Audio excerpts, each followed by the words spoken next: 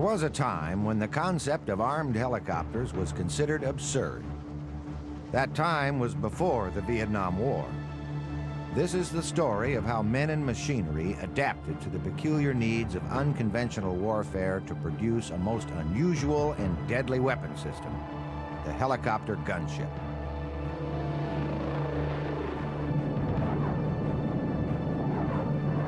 It is the story of how the missions of these gunships expanded from one of softening a landing zone in preparation of an infantry assault to one of entirely eliminating enemy resistance from the air.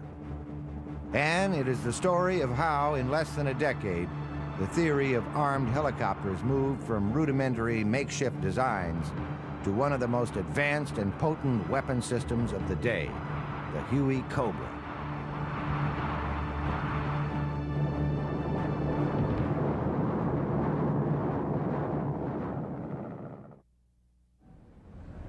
In December of 1961, the U.S. began deploying its first Army aviation units to South Vietnam.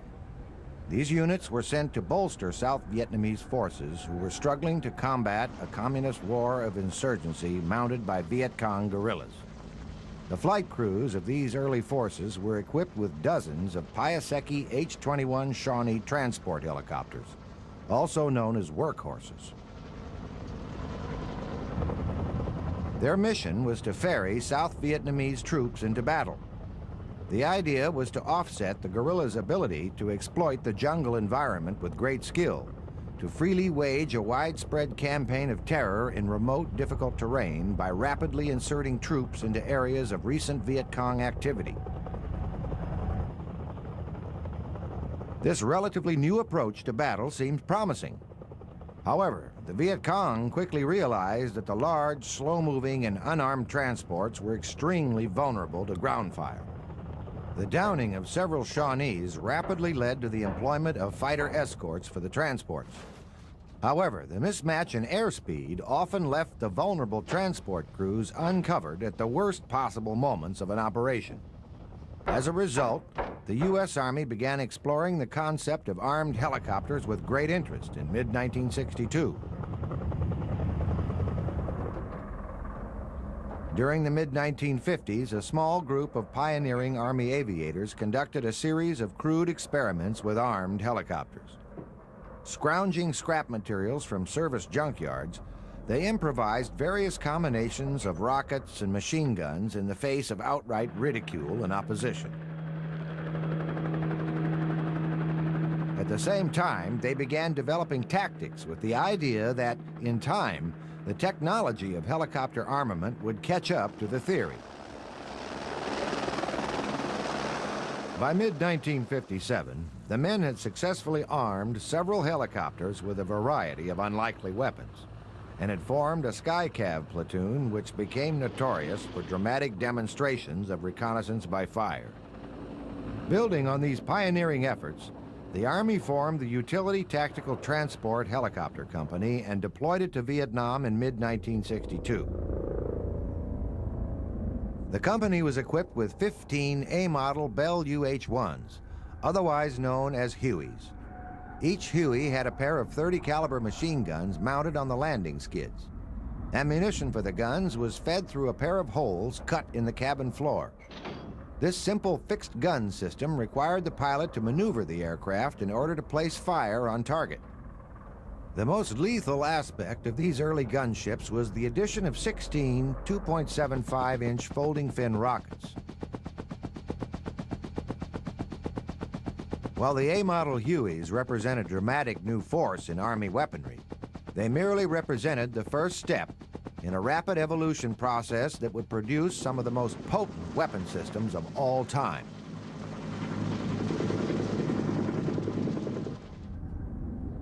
In less than 6 months, the UTT began receiving more powerful B-model Hueys. The most dramatic modification to these new gunships was the addition of a factory-installed M60 flex gun system. Two 7.62 millimeter machine guns were mounted on mechanical arms that stuck out from the Huey's fuselage. Flexible ammunition chutes fed thousands of rounds to all 4 guns from inside the aircraft's cabin. The system was controlled remotely by the co-pilot, who sat in the front left seat. The guns were electronically linked to a pistol grip sight that dropped down from the ceiling. As the co-pilot tracked targets with the sight, the guns instantaneously responded, traversing 70 degrees right and left and up and down. In the short span of several months, the Huey was transformed from a common utility helicopter to a lethal attacking force. The timing couldn't have been better for the American transport crews and their Vietnamese Army cargo. As the U.S. advisory and support roles expanded rapidly, the Viet Cong increased the scope and intensity of their operations and developed sophisticated tactics for countering threats posed by air mobile forces. Each day, gunships from the Provisional UTT Helicopter Company set out from Tan Son Nhut Air Base on the outskirts of Saigon to support the day's operations. Throughout the day, the teams would join up with transportation companies throughout the country as they prepared for an airborne assault. The test unit had a dual mission during these early operations. While they were fighting a real war and providing cover for the transports, their performance was scrutinized to evaluate the armed helicopter in the escort role. While not clearly defined, gunship crews quickly realized that the escort mission broke down into 3 critical phases.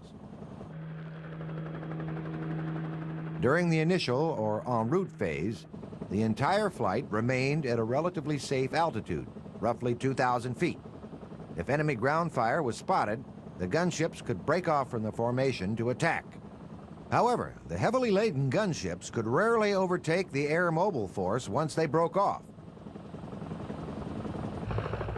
During the approach phase, a reconnaissance element of 2 to 4 armed helicopters preceded the flight by 1 to 5 minutes to evaluate the situation up ahead. The remaining escorts usually flanked the transports in a trail formation. If additional armed ships were available, they flew behind the transports to engage any enemy threats directly under the flight. As the gunships approached the LZ, the pilots scanned the terrain for potential enemy threats, poised to fire at the first sign of trouble. Behind them, a crew chief and an additional door gunner ensured that no enemy fire emerged from the sides or soft underbelly of the vulnerable flight. Initially, gunship crews were restricted from firing unless the flight had clearly been fired upon. While the restriction was intended to prevent accidental civilian casualties, it also posed an enormous threat for the airborne force. The Viet Cong often waited until the vulnerable lift ships were actually in the LZ before opening fire. By February of 1963, the rules had been modified to allow for fire when an enemy threat had clearly been identified. This subtle distinction allowed gun crews to probe potential enemy positions with rockets and gun runs before insurgent forces struck. It was during the third and final stage of troop insertion, the landing zone phase, that armed helicopters proved to be most valuable. Once on the ground, the transport crews became sitting ducks. Difficult terrain frequently slowed the disembarking of troops. In the Delta, water was often chest deep, and the ships had to hover with their skids just beneath the water. The ground troops had to concentrate on getting out of the choppers and into safer positions around the LZ. Enemy gunners could tear into the entire force at any moment. Throughout the critical moments in the LZ, the crews of the armed helicopters circled the area, anxiously monitoring radio traffic and scanning the tree lines for signs of trouble. Frequently, the transports would report taking enemy fire before the gunship crews could see it. Once a Viet Cong gun position was pinpointed, the gunships immediately rolled in to lay down suppressive fire. While many had questioned the potential vulnerability of armed helicopters in combat, few could have appreciated the sight of a Huey thundering to the earth with 4 machine guns blazing and a rapid succession of rockets streaking to the ground. The armed helicopters of the UTT proved to be highly effective in reducing both the amount and accuracy of enemy fire placed on transports. Although Viet Cong attacks on unarmed helicopters continued to mount, the number of successful strikes against escorted aircraft dropped dramatically. Throughout the early 1960s, U.S. air mobile assistance to South Vietnam continued to expand and became a key factor in the government's ability to combat communist insurgency. The advent of the armed helicopter came to play a critical role in the success of these early air mobile operations. However, by mid-1965, despite a large commitment of U.S. air mobile resources, the situation in South Vietnam continued to deteriorate.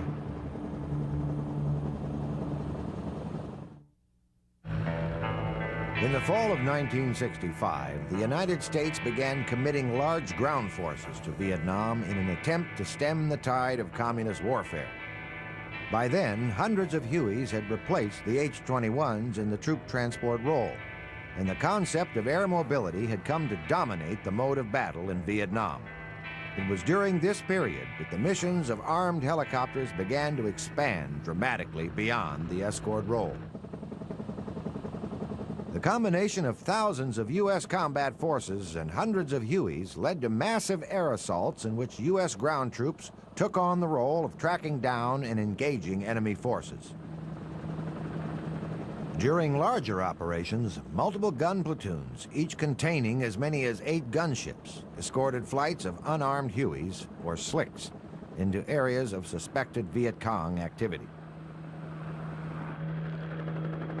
Air Force fighters normally prepped the landing zone in advance of the flight with a variety of bombs and rockets. As soon as the Air Force had peeled off, several gunship teams would roll into the LZ to further soften up the area.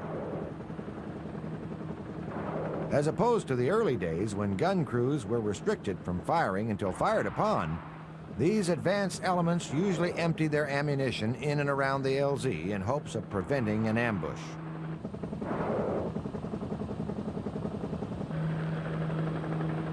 As the SLICs came into land, additional gunship teams circled in racetrack patterns on both sides of the flight to ensure that the vulnerable transports were not assaulted while in the LZ.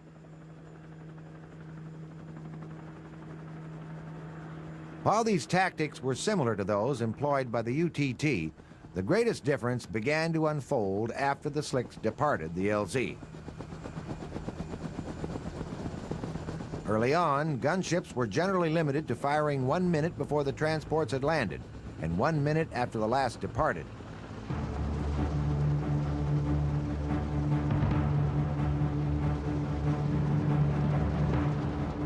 Initially, fire support for troops on the ground was to be provided by less vulnerable fighter aircraft. However, Viet Cong ambushes became a significant problem. Many units were locked in bitter firefights from the moment they dispersed into the LZ. As a result, additional gunship teams generally remained on station to provide close support. During this new and unusual form of combat, gunship crews often engaged enemy troops just meters from friendly positions in a frantic attempt to prevent disaster.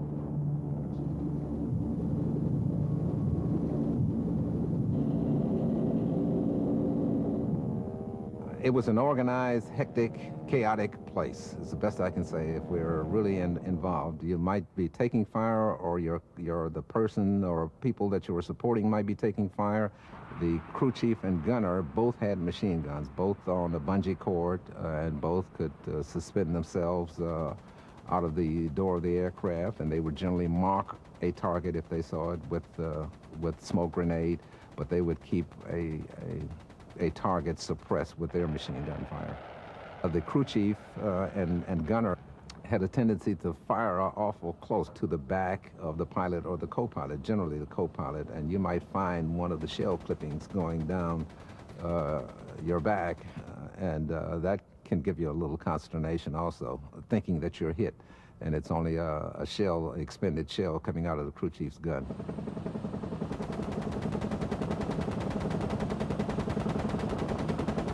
The extremely close range of suppressive fire from gunships often meant the difference between life and death for entire platoons. Viet Cong and North Vietnamese troops frequently established multiple, well-concealed gun emplacements around likely Allied insertion points.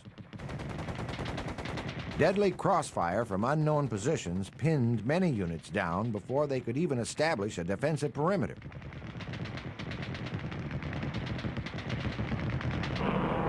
During these desperate situations, multiple teams of armed helicopters took turns making firing passes to maintain pressure on enemy gunners. Normally, as one crew rolled in, another followed slightly behind and above to put suppressive fire beneath the lead ship as it broke away from the target. Enemy gunners quickly realized that once a gunship made its break, it had little capability to defend against fire from below or behind. Though the heavily laden gunships were not especially maneuverable, many pilots developed risky but effective tactics to avoid lethal ground fire. Our biggest deterrent, not to get shot, I guess, was to fly low. In other words, you put your skids in the trees. And when you did that, you were there and gone so quickly that it was hard to draw a bead on you and shoot you. The most dangerous altitude was somewhere around 2,000 feet, because now you're in view of everything, but you're still within small arms range. So we flew all the time, just just right over the treetops. I mean, right in the treetops sometimes. It wasn't unusual to come out and pick branches out of your skids. You were that low.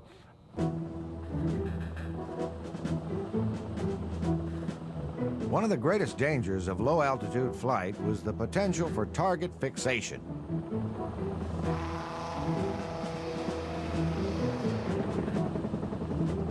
Some pilots became so focused on the urgency of placing fire accurately that they lost track of altitude and ground obstacles and ran into trees or even straight into the ground during firing runs.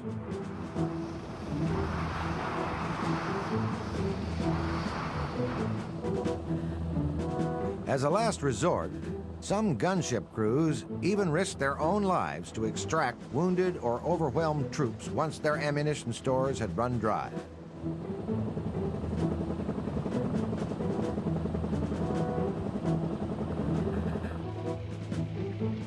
The unique ability of gunships to provide close support rapidly expanded to include assistance for conventional ground units. Allied forces patrolling for Viet Cong and North Vietnamese troops never knew when they would stumble into a major firefight. When heavy contact was made, ground units increasingly counted on available gunships to provide suppressive fire and to bolster the ground assault. The gunships essentially became an extension of, and even replaced, tube artillery support.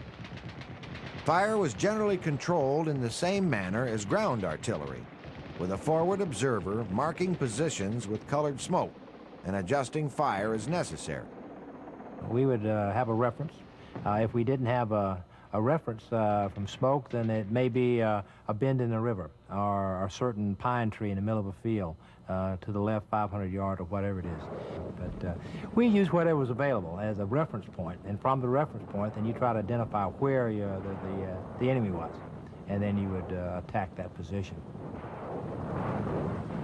Providing close support for troops in contact was one of the most challenging missions for gunship crews. Ground forces were often located in mountainous terrain and were concealed by dense jungle foliage. To make matters worse, spontaneous firefights often took place at extremely close range.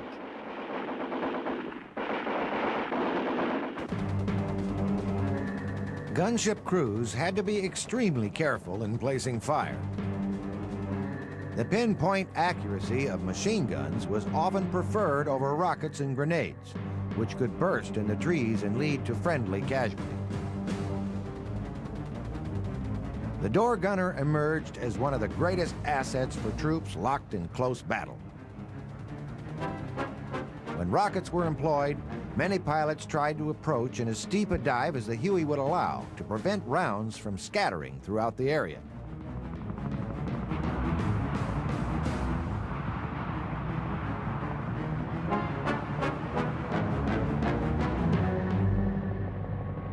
The timely and powerful support of armed helicopters became a critical component of ground operations in Vietnam. Tube artillery was often out of range or couldn't be fired because of the close proximity of friendly positions to enemy forces.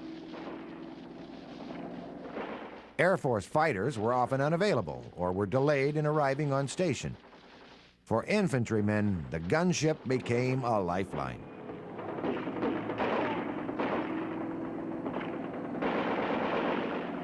The ground troops were really appreciative, and it could not have been a better rapport than they had with the armed helicopter platoons and with aviation in general, because they realized that so many times an armed gunship, if they were under attack, maybe the only thing could get to them to hopefully suppress the enemy guns that were firing on them.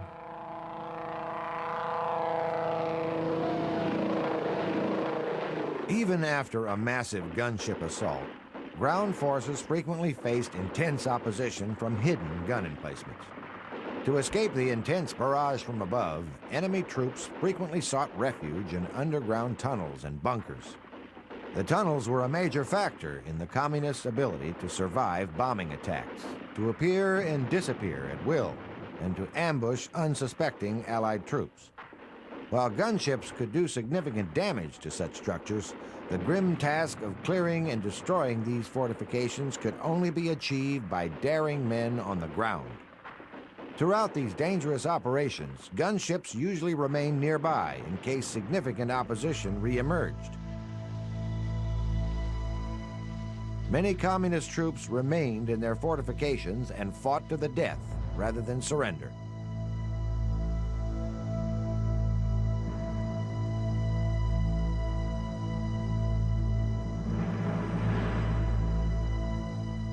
Perhaps the most unusual but potent armed helicopters developed during the Vietnam War were a series of armed CH-47 Chinooks, known as Go-Go birds. 3 of these massive gunships were tested by the 1st Cavalry Division in 1966 under an effort to find a suitable follow-on to the Huey.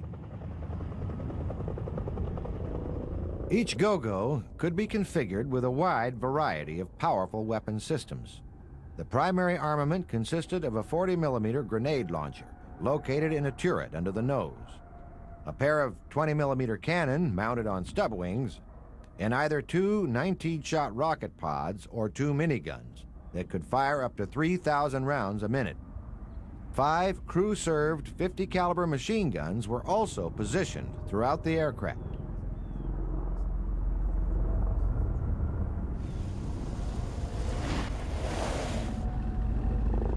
A number of Chinooks were also employed as ad hoc bombers during the war to destroy underground fortifications and tunnel systems. During these operations, 55-gallon drums of tear gas were rolled out the back of the Chinook to drive the Viet Cong above ground. Napalm was also rigged and dropped in the same manner on targets that resisted all other attempts to drive enemy forces out. A single Chinook could drop as much as 2.5 tons of napalm on a single target.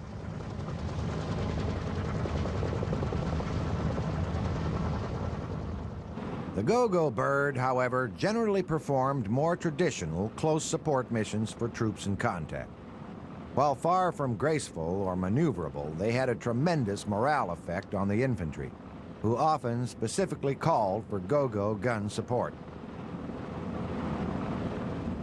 From the infantryman's point of view, when a Go-Go appeared, enemy forces quickly disappeared.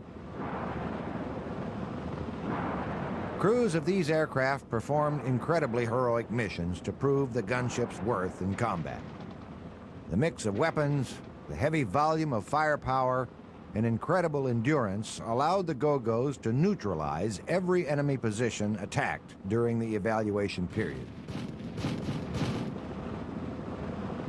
Ultimately, the program was canceled because Chinooks were desperately needed for air transport, and because a new, purpose-built attack helicopter was on its way to Vietnam. While the concept of these super gunships would be debated for years, few infantrymen who received support from the Go-Go bird would ever forget it.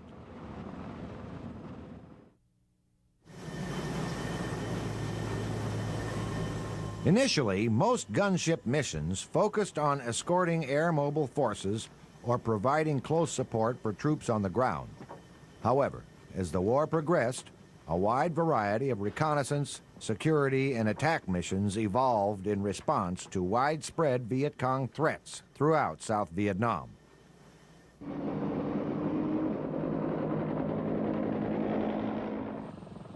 In the southern part of the country, Army gun platoons and a Navy helicopter attack squadron, known as the Sea Wolves, operated in and around Saigon and throughout the Mekong Delta. One of the primary missions of these units was to provide reconnaissance and fire support for Navy SEALs and river patrol boats as they attempted to stop the flow of Viet Cong supplies entering the country by water. Other missions included armed escort for Allied ships navigating the dangerous waterways leading to the ports of Saigon. Much of the time, however, the fire teams scoured hundreds of square miles throughout the Delta, searching for ambush sites and general targets of opportunity. Surprisingly, the Viet Cong operated extensively throughout the region and could conceal themselves extremely well in the dense grasses and nipa palm of the marshy wetlands. Extensive tunnel networks were even created to provide shelter from Allied airstrikes. Gunships were especially prone to ground fire in these flat, open areas. Many crewmen were shot in the legs or even up through the seat as they made low firing runs. The unrestricted visibility and potent accuracy of door gunners was critical to defense against enemy ground fire. The Viet Cong, who generally associated all gunships with the original Utility Tactical Transport Company, despised the powerful gunships and often tried to lure them into deadly traps. On several occasions, the Viet Cong would come up on our frequencies and say, American UTT, we see you. Here's where we are. Come see if you can get us. Or sometimes not tell us who they were, but saying they were a Vietnamese compound in distress and needed help. And would you come to these coordinates? We were always very leery because if we responded, they usually had 50s or some type of air defense gun set up in those areas. While various configurations of armed Hueys were effectively used in a variety of missions throughout the war, one particular breed of gunship stood apart from all the rest: the gunships of the Aerial Rocket Artillery, more commonly known as the ARA. Most gunships primarily provided light fire support rather than artillery-type force. The ARA, by contrast, was organized and employed as artillery. Each gunship carried a devastating load of 48 rockets. To the troops on the ground, this potent configuration was known as the Hog. ARA support was frequently called in by forward artillery observers when ground-based artillery proved insufficient for the task at hand. This innovative force provided ground units with an incredible capability to quickly and accurately place tremendous firepower on enemy positions. When you have a regular gunship, you're limited to your rocket, your 2.75s. You only have 14 of them. When you bring your Hog in, you're really going to do some damage to somebody with 48 rockets. And so it's sort of like if you got an emplacement or if you got something heavy that you want to tear up, in that sense, you bring a Hog in. Because ARA gunships generally served as an extension of a ground artillery force, the fire teams received all of their directions from the forward ground observer. The crews normally worked in teams and took turns rotating over targets to maintain constant pressure on the enemy. The ARA was never intended to replace ground artillery, but the careful allocation and precise timing of this force in combat provided incredible volumes of fire in places and times when no other support was available. During larger offensive operations, the ARA remained on the ground a short distance from ground forces, but kept one section of gunships on a 2-minute alert status. When the call for fire support went out, the section was airborne within 2 minutes and heading for the target. Once the first section had departed, a second and a third section entered 5-minute and 2-minute alert status. As the crews expended their rockets, they would return to base, hot rearm, and begin the cycle again.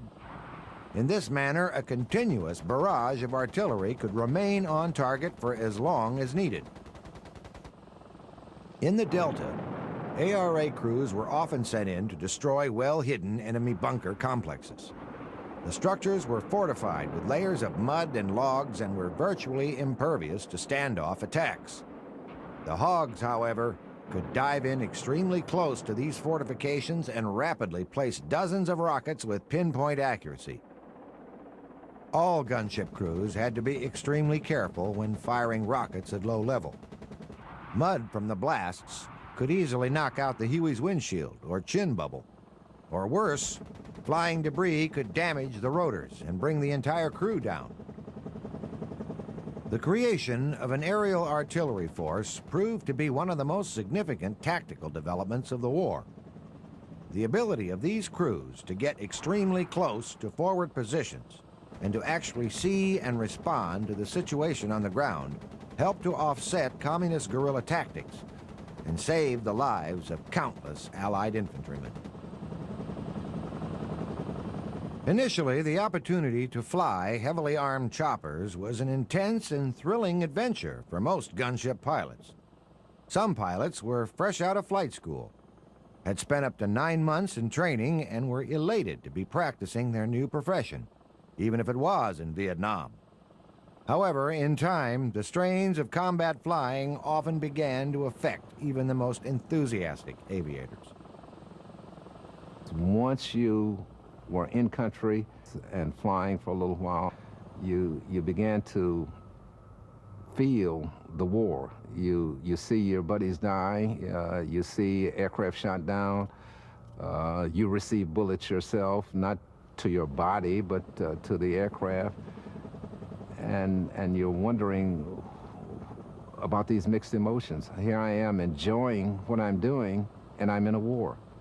And that's not natural in that sense. And so it gives you a lot of time to search your soul.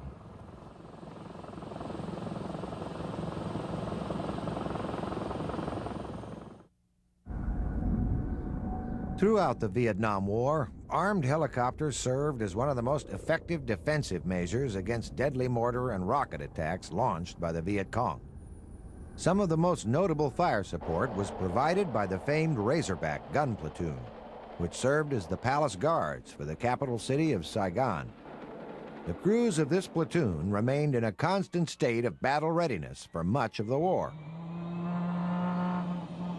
We would have one crew sleeping by the aircraft and on immediate notice if they got incoming mortars at night or such. Then we had another crew that was on 30-minute standby, and then a third crew that was on an hour standby. If they started getting attacks in the local area around Saigon, or they started mortaring Saigon, we would immediately go out and try to silence these mortars. On January 31st, 1967, the capabilities of the Razorbacks and other gun platoons located near Saigon were put to the test when Communist forces launched their massive Tet Offensive. 35 enemy battalions marched on the capital, attacking various military and civilian facilities. Viet Cong commandos even penetrated the U.S. Embassy compound. Allied forces engaged the Communists in dozens of fierce battles. Firefights erupted along numerous streets and alleyways. In these tight quarters, armed helicopters repeatedly demonstrated their unique ability to provide extremely close support by placing suppressive rounds within meters of friendly positions. Throughout the offensive, gunships patrolled the skies over Saigon, searching for signs of enemy activity and responding to calls for help. Some of the most significant fighting took place at Tan Son Nhut Air Base, located just outside the city.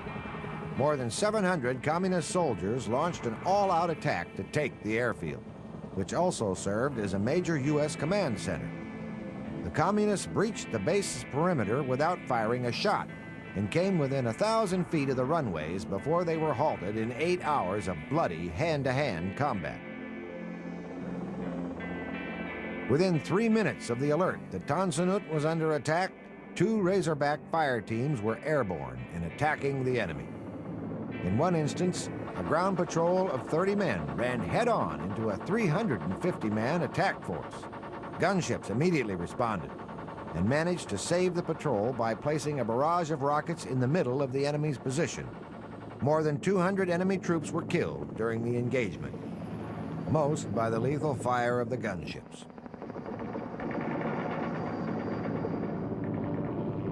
The quick reaction of the armed helicopters undoubtedly saved Tan Son Nhut from serious danger of being overrun. During the initial hours of the attack, the gunships were the only aircraft that could get airborne. While the scope of the Tet Offensive was shocking, it actually amounted to a large-scale military defeat for the Communists. The Viet Cong and the North Vietnamese Army lost some 45,000 men in battles across the country. Gunship crews repeatedly played a major role in the Communist defeat and prevented countless civilian and military casualties in the process.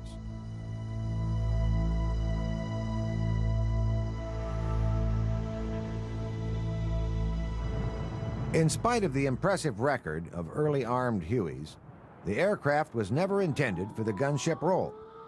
As a result, it suffered from many deficiencies. In 1968, the capability of gunship crews would forever change with the introduction of the world's first purpose-built attack helicopter, the Bell AH-1 Huey Cobra. A 2-man team operated the Cobra in a unique arrangement that placed a gunner in the nose of the aircraft, and the pilot slightly above and behind him to increase combat visibility. The gunner controlled weapon systems mounted in a movable chin turret under the nose. The pilot flew the aircraft and controlled any weapons that were mounted on a pair of stub wings. The heart of the Cobra was the rotor, engine, and drive system of the old Huey, but the rest was a revolution. Design work began in early 1965 as a company-funded Bell venture to replace the Huey. Incredibly, by August of 1967, the first Cobras were arriving in Vietnam.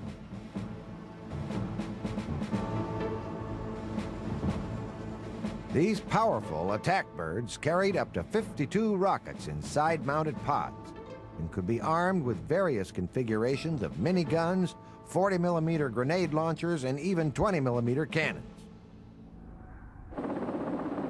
The Cobra's most significant advantages were realized in the original mission of armed helicopters, providing escort support for air mobile operations. Heavily laden Huey gunships struggled to keep pace with the lighter, unarmed Slicks. The Cobras, however, could literally fly circles around troop transports. They had a cruising speed of 160 miles per hour compared to 90 for the older Hueys. Such speed allowed Cobra crews a tremendous amount of flexibility in conducting reconnaissance and responding to enemy threats during an insertion. This, in turn, resulted in greater security for the entire force.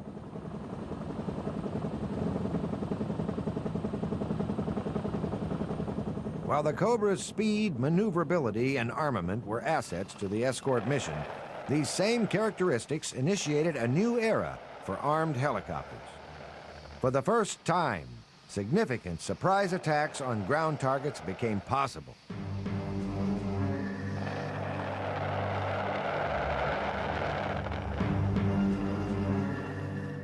To American forces, the Cobra became known as the Snake. For the Viet Cong, it was the Whispering Death. Diving in from altitude, the Cobra could reach speeds in excess of 200 miles an hour. Such speed, combined with the fact that the fuselage was only 36 inches wide, precluded enemy forces from even seeing incoming attacks, let alone defending against them.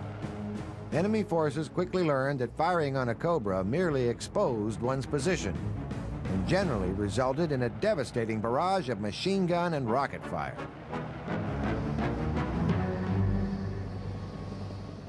The Cobra's unique tandem configuration required tremendous teamwork to operate. Crews had to perform as an integrated unit, and came to depend heavily on one another in combat. Many teams stayed together for months on end. Crews generally, and fire teams generally want to stay together for some period of time because you get used to working with each other, and you can anticipate what your other crew is going to do, or what the man in your cockpit is going to do. And it's especially important if you get into, say, an unexpected situation. You start taking fire from a certain direction.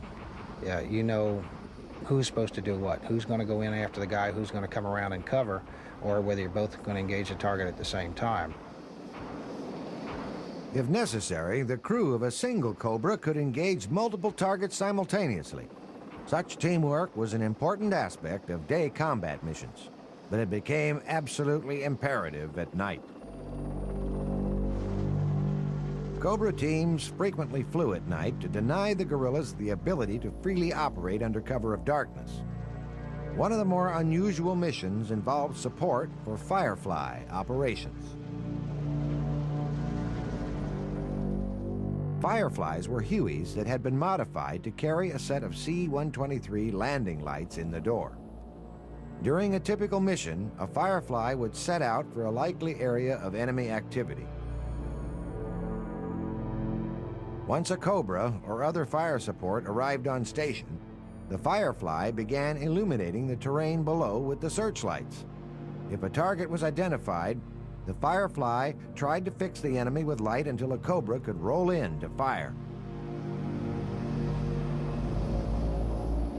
Night missions were generally hazardous for all helicopter crews, but low-level firing runs at night were perhaps the most dangerous missions of all. At night, we have a problem with target fixation. The man in the back could go into a run and start, say, shooting, and you get so fixated on the target, you lose sense of where you actually are, what altitude, what speed, and everything else.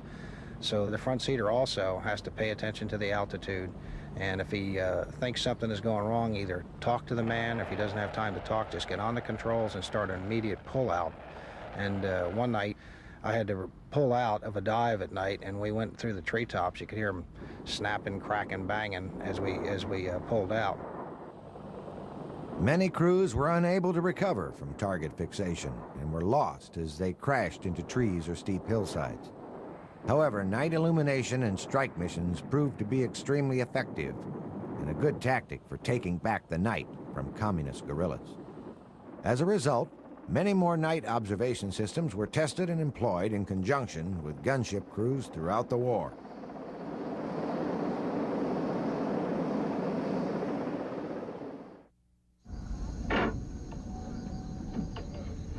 While the Huey Cobra was one of the most potent offensive innovations of the Vietnam War, it also emerged as the premier defender of ground forces. During the later stages of the conflict, numerous fire bases and other remote compounds became the target of massive communist assaults. When this occurred, the rapid response of Cobra fire teams was often the only thing that prevented friendly positions from being overrun. In some instances, fire teams continually rotated in every 5 to 10 minutes over a 24-hour period just to allow enough time for Allied troops to be extracted from the area. The one thing that fire teams feared most was having a position overrun while they were trying to defend it. The crews could usually see the men on the ground. In some units, they even knew who they were. The temptation to immediately unleash the full fury of the Cobra was hard to resist. Initially, you really want to help the troops on the ground because that's your job. But you have to restrain yourself, and you have to find out exactly where they are. And when he starts adjusting you in close, he may give you a big jump. You just take a little one, and you just you gradually work yourself in because you don't want to hit the troops on the ground. Cobra fire teams carried a variety of weapon systems and had to carefully evaluate the situation on the ground before making a selection and firing. The Cobra was a much more stable and accurate firing platform than the old Huey gunships. Both crew members also had excellent visibility, which allowed them to place fire at incredibly close range.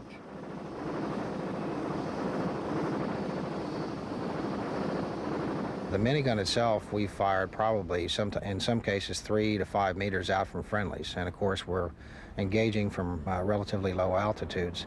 The 40 millimeter had a little bit bigger bursting radius, and you also could get tree bursts, so you had to use that a little bit further out. The rockets themselves had even a larger bursting radius.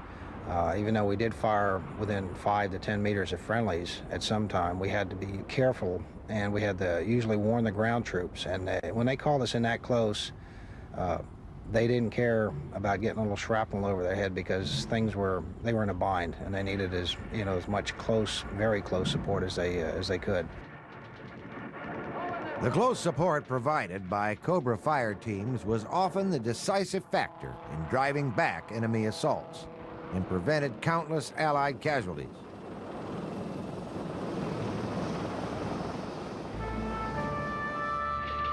Never was such a flexible, responsive, and accurate form of fire support needed more than in Vietnam, where there were no boundaries and there were no rules. Allied forces could stumble into a major battle at any time and in any place. The gunship crews became the infantry's lifeline. Our relationship with the ground troops was just a camaraderie that is no way to explain it. It was just mutual admiration. Compared to those grunts on the ground, we had it easy because we went back at night and we cubbied up, so to speak. We left those ground troops out there in the mud, and they had, they didn't know if they were going to live through the night or not, and hoping we'd be back tomorrow. And at certain times, we would come back and there would be where they'd been attacked the night before, and dead bodies laying all over the edge of Constantina perimeters and this type of thing. So, my hat's off to those guys. And the rapport that we had, there's just no way to explain it.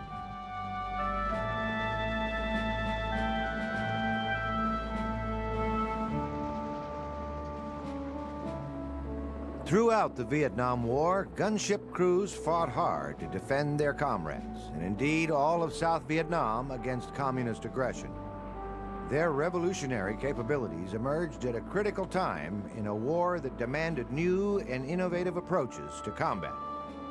The introduction of the Huey Cobra capped an incredible effort to meet those demands and marked the dawn of an entirely new and potent breed of aircraft, the attack helicopter.